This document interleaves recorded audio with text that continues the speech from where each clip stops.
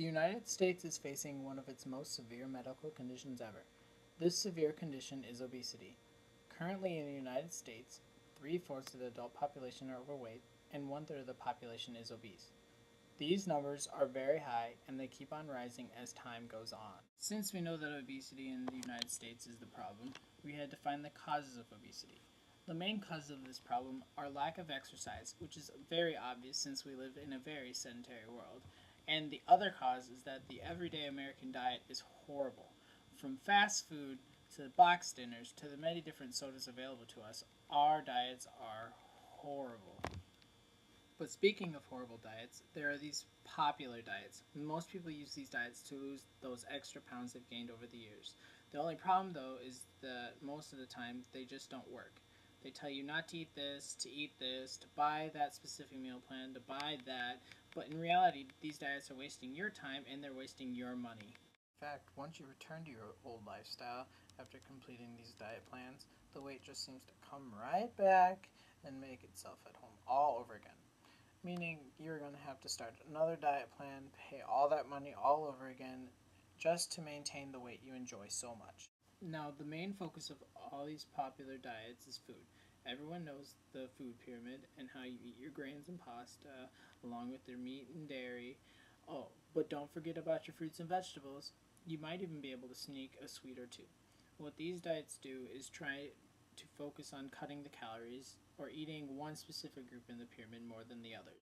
Even now, the new fad diet is going all natural or eating organic foods. This means getting rid of all the packaged and processed food.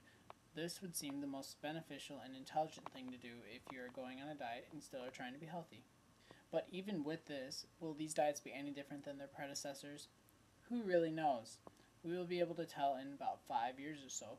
But for now, we just have to keep trying new things and hope for a better future for the dieting world.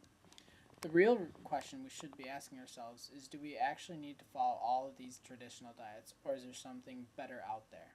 In my opinion, I say yes, there is something better out there. That something better would be giving up meat.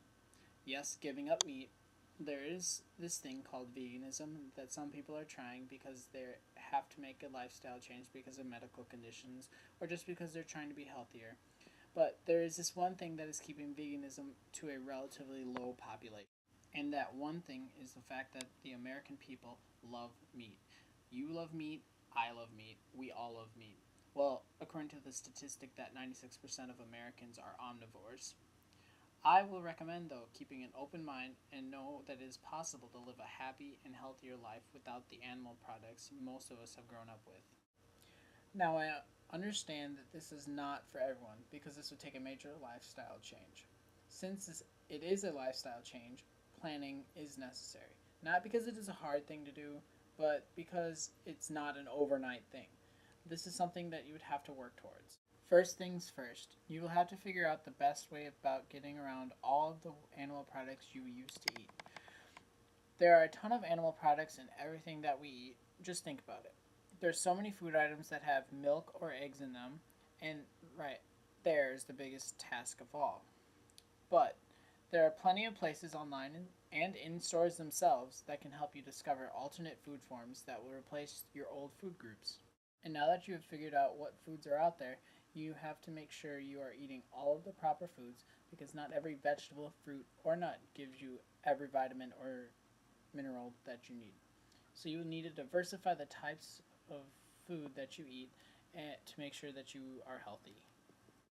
If you cannot get a specific vitamin or mineral from everything that you have been eating, you can always find supplements at almost any store that sells medicine. Some of the vitamins and minerals that the body needs are vitamin A, C, and D, also a multitude of B vitamins. The most important vitamin to the body is B12 because it is something crucial for animals to develop. Aside from vitamin B12, going vegan is a great choice. It is possible to get more out of your food when you are not eating animal products.